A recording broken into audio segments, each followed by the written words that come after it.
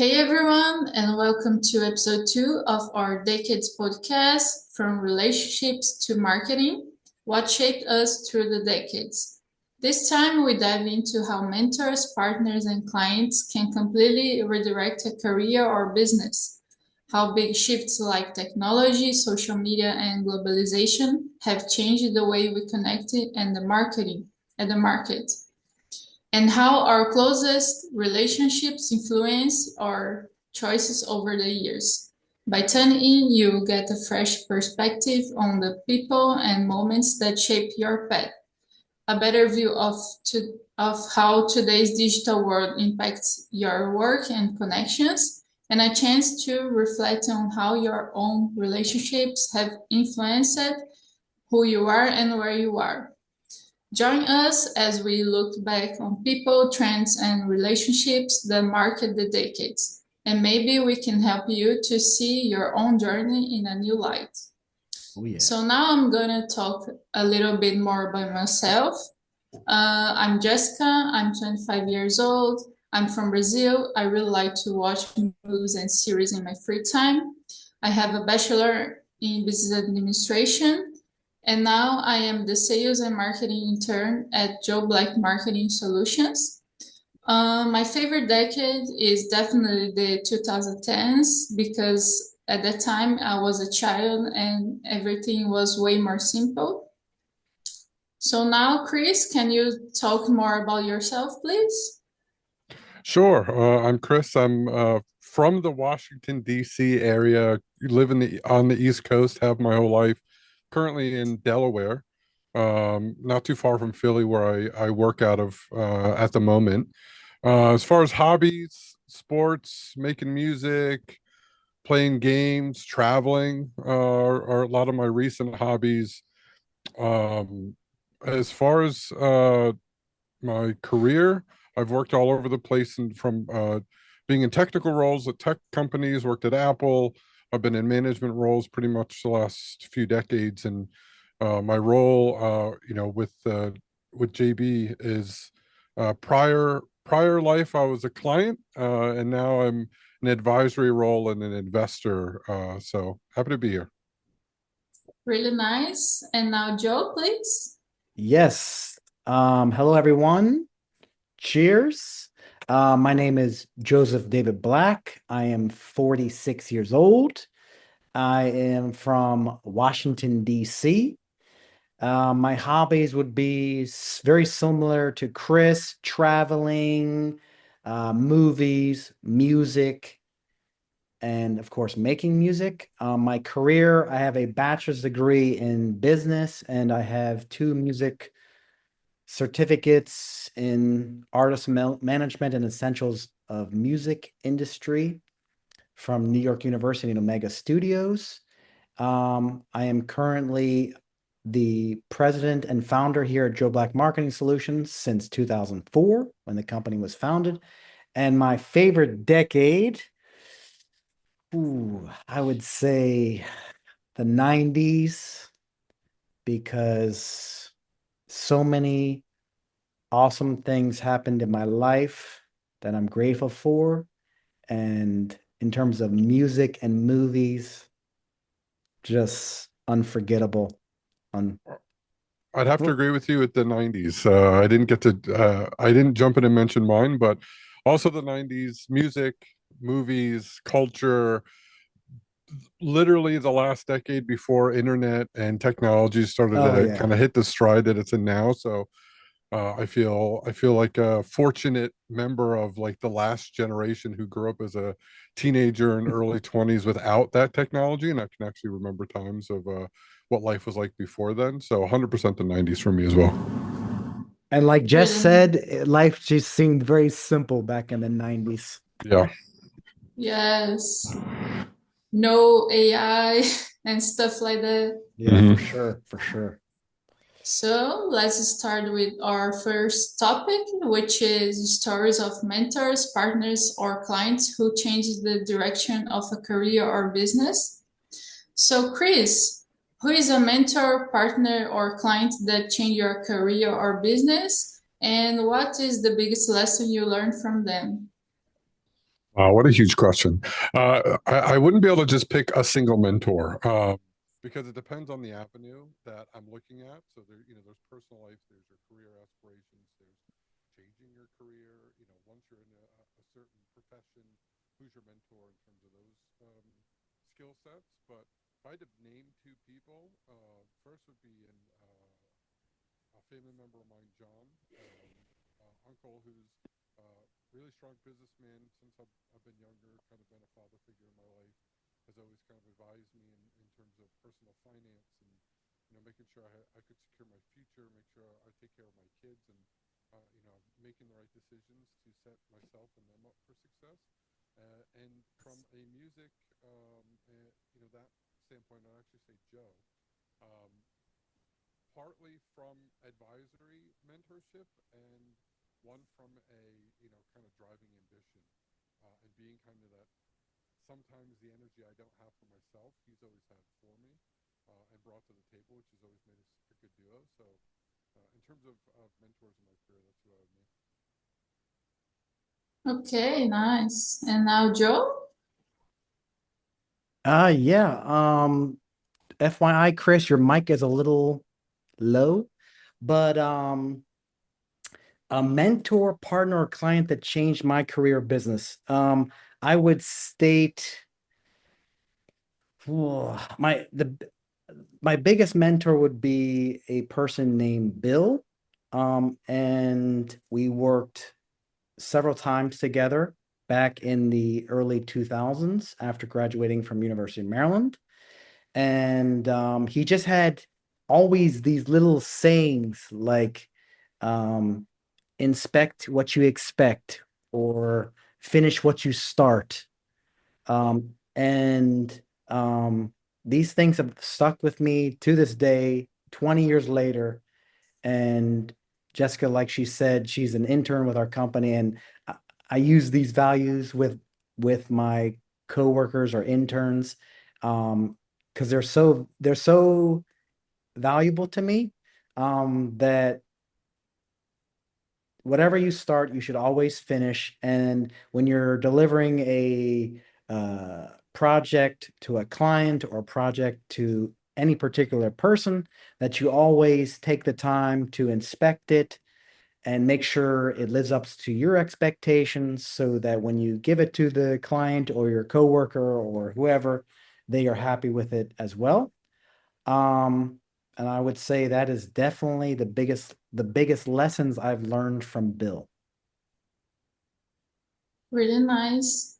And now I think we can go to the second top, which is how big cultural shifts in each decade, technology, social media, globalization, changed how we connect and how we sell and market. So Chris, how has technology changed the way you connect with people? Wow. How am I sounding, by the way? Made a couple adjustments on my end. A little bit better? You sound very nice, Chris. You sound Yeah. very nice. As far as technology and how I mean, uh, social media is such an obvious part of our journey of the last 20, 30 years in terms of how we connect with people. uh, you know Tying it back to the 90s before we had social media or even text messaging, honestly. It was really the people you knew around you, either at school, work, neighborhood, friends. That was really your connection point. You had to put There was a lot more natural kind of social relationships, getting to know people from other people, networking, and having to network. It was like your lifeline. Then you that had to be a skill set you had. Whereas now you could, sorry, just to add to that point, music being a big part of something that we've done over the last couple decades, you had to be in person, you had to be live, you had to shake hands and be face to face. You had social media, now you could be a successful artist and not talk to anybody face to face. You could do everything remote. So that's a big Exactly. adjustment if you didn't grow up in that kind of environment. So how it's kind of affected me is learning to adapt to that change from what we were used to when we started to where we're at now. And now Joe? Oh, wow. Hmm, hmm. Um, yeah, so like Chris and I, we grew up in the 80s and 90s. And like Chris mentioned in the beginning, um, the- everything just seemed very simple. There wasn't much internet, or when we were like becoming teenagers or becoming adults, internet was just starting up, like dial up, and it just seemed like it was like a major event trying to get online where you had to start your computer.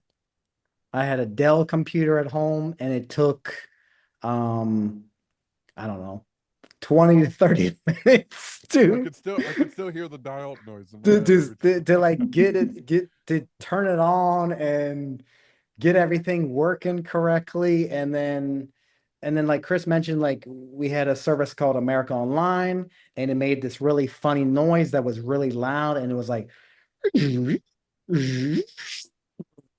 that means it was like dialing into something and then connecting to the World Wide Web. And then you would see that you were connected to the internet with some kind of icon on your desktop computer. And the speeds were like, to like go to a website, you would pretty much, if you went to a website, you have to it would probably be best that you stayed on that website for a while, because if to get to another website, it would take a long time. So I would say like, so before the internet, growing up in the 80s and 90s, everything was like talking on the home phone, talking in school on notes, or hanging out with your friends after school. And then like I mentioned, the internet. And then it just seemed like everything is now with the when the smartphones came out, the Blackberries, the iPhones, the Google phones, people became started getting really into text. And then WhatsApp launched, and then iMessage launched from, from Facebook or Meta, and then from Apple. And then everything has become all about social media and Facebook. And it's very easy to like connect with people face to face, like, or talking on the phone. It just seems like everything is just like text message or voice memo. And but the positive thing about all of these advances in technology is, for example, we're making this possible. Like, I'm here in Germany, Chris is in the US.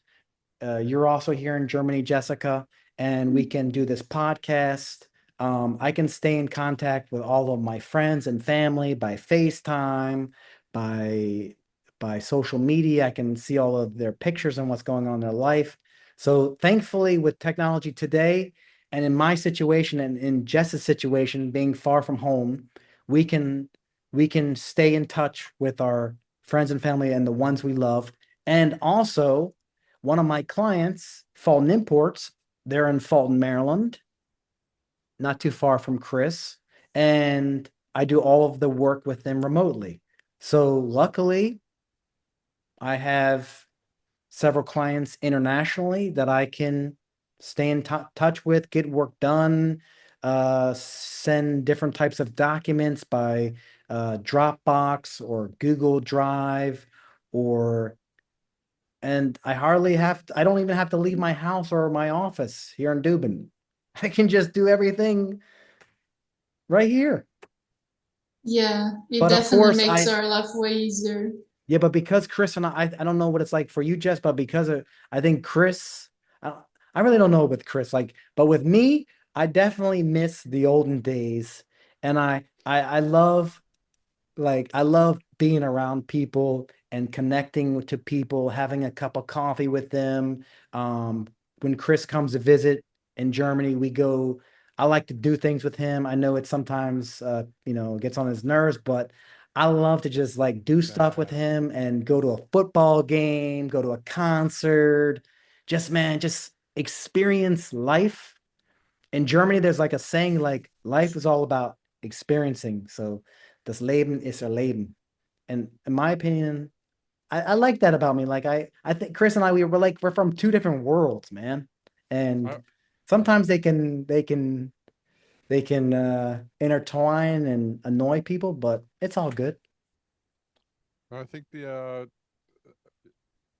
I'm a little bit in the middle. Like I can reminisce on times before technology, but it's easy to look back and you filter out everything that you were going through at the time, and it could have been more difficult life then. There's obviously a simplicity and an advantage to having technology where it is, but I agree that it makes it easier for somebody like me to just be a hermit and uh, be isolated and be able to connect to everybody without having to leave my home, which is great. But there's probably a good middle ground. Like a lot of that does get lost, and it's easy to recognize that. For sure. Yeah, definitely. So, Chris, how was marketing different when you started compared to now? So much different. I mean, now it's just in your face. I personally can't stand traditional advertising in terms of it just being like shoved down your throat. It's more about just getting the name brand in front of your face as many times as possible. You can't go to like a most websites, yeah, each side of it is just crawling with advertisement. It doesn't feel as genuine. The products don't feel as genuine. They kind of it feels really robotic, and the personalization has been taken out of it.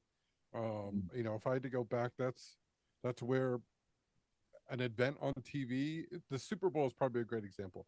Commercials in the Super Bowl going way back were a big deal because it was kind of like once a year an event. Now they're on YouTube 5 seconds later, and if Yeah. you missed it, you're fine. But Yeah. it used to be a big, like, even if you didn't care about football, you would American football, you would watch the Super Bowl for the commercials. Now they're everywhere. You get them on your phone in 2 seconds. So, like it's not as personalized. It doesn't matter as much, and it's definitely about volume over or quantity over quality, in my opinion. So if I had to give a nod to where I think marketing, where there's been really great marketing, and Apple stands out the most to me, is especially in the 2010s, they did a great job of kind of sneaky marketing to you by having the main character of a movie have an iPhone, use a MacBook. But they didn't tell you that this product was being advertised to you. You just always saw them with the same type of computer. You always saw them with an Apple computer, and it wasn't a commercial. Nobody was pointing at it with flashing neon lights or anything like that. It was just subtle, subconscious marketing. That's kind of my favorite brand of marketing and how it's changed. It's kind of sat in the middle. Now we're just kind of AI shoved down our throat. So Hmm. Yeah, definitely. And Joe, what do you think?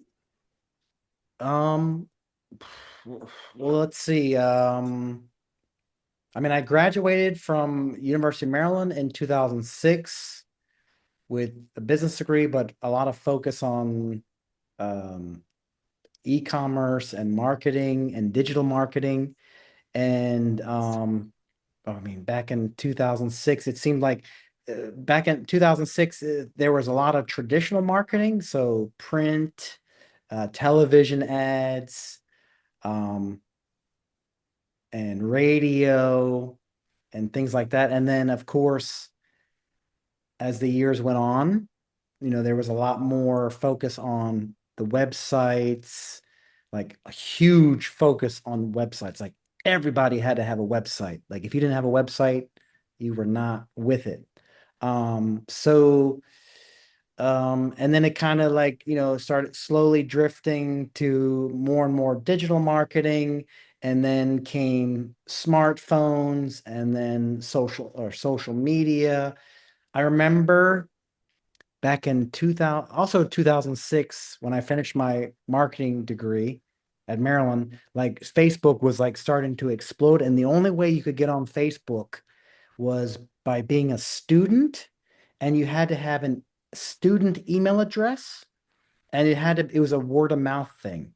So you could only get onto Facebook if I was a member of Facebook and I invited Chris, and I would have to send it to his school email address, and then you'd have to go to his email, open up the um email from Facebook, click it, and then create an account.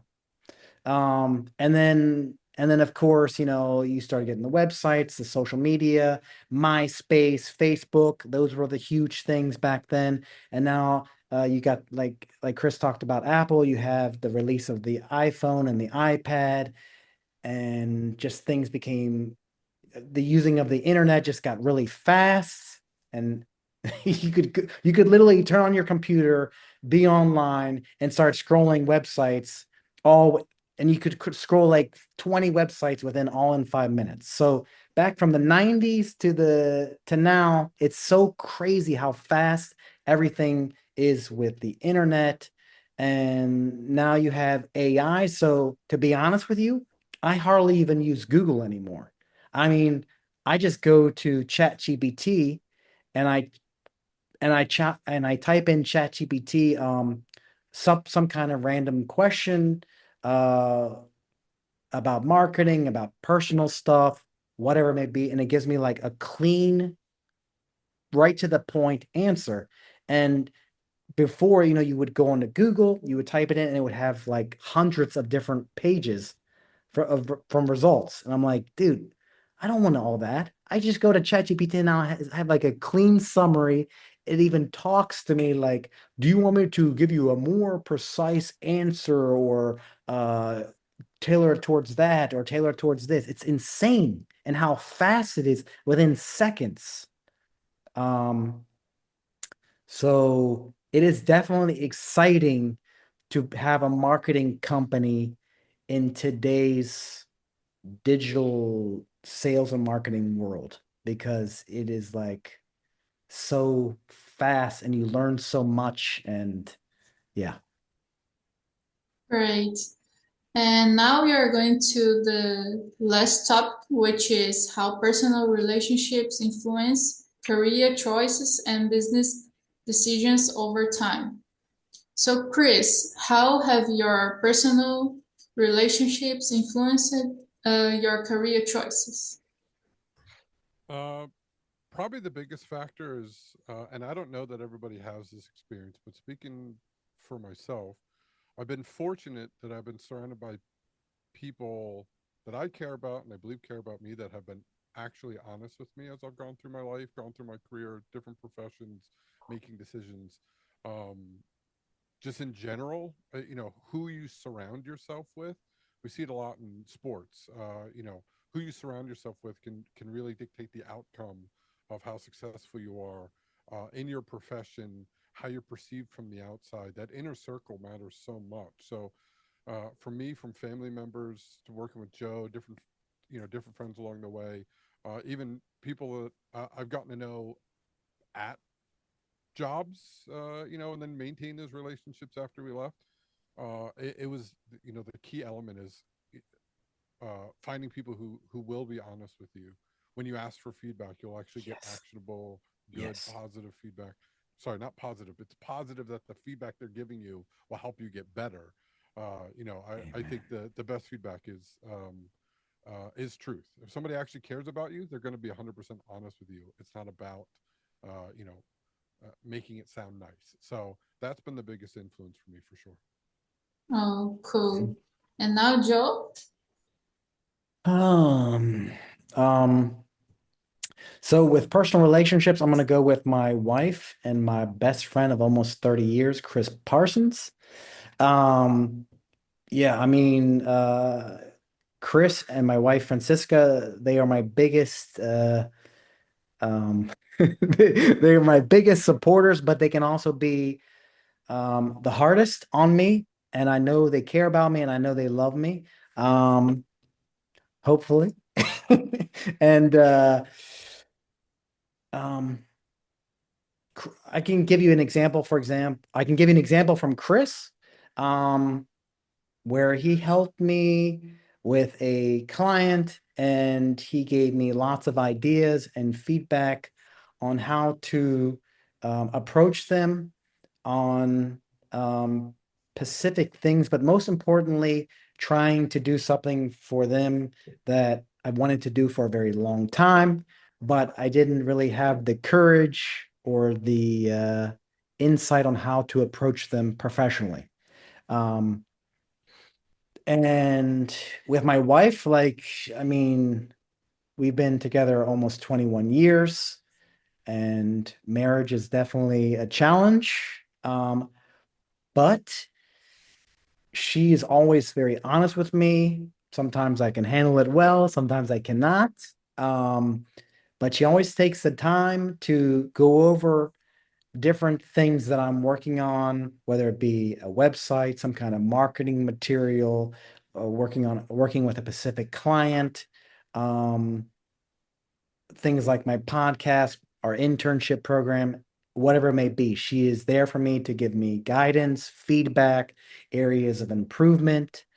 Um, and she's also encouraged me to, focus also on work-life balance. So to not just focus all the time on work, but also focus on the family and being there for the family and making time for them and coming home for dinner and getting off that phone, disconnecting from the internet, stuff like that. Really nice. And now, Joe, can you tell a bit more about the company? Yeah, sure. Yeah, our company used to be called Joe Black Entertainment. We changed the name to Joe Black Marketing Solutions 2 years ago.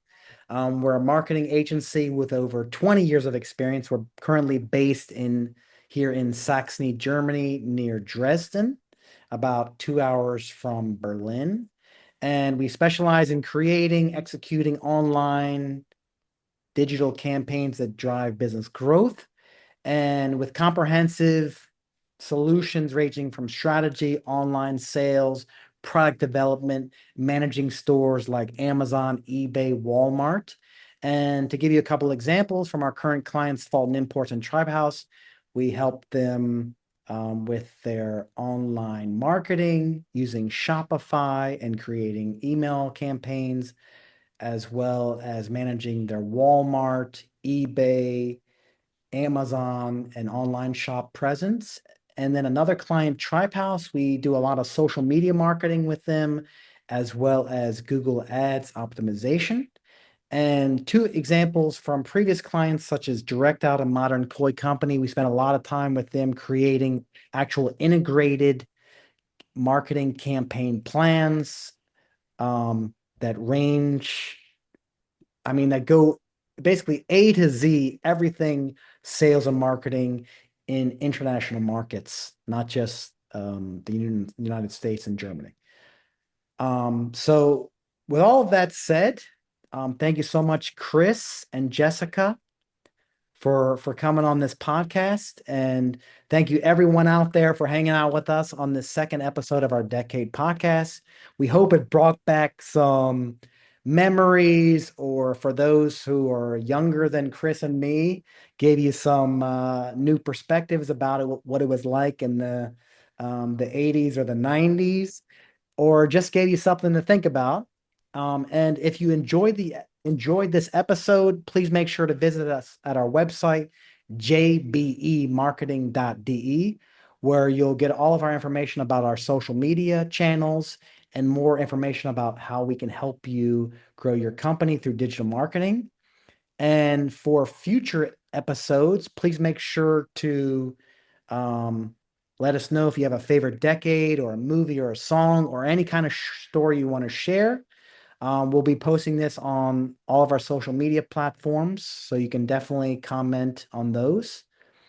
And most importantly, please subscribe here on our YouTube channel. And we would love to hear from you and feature your thoughts on the upcoming episode. And until next time, stay curious, stay kind, and keep moving through the decades with us. Auf Wiedersehen! Ciao, Adios. ciao. See you next time.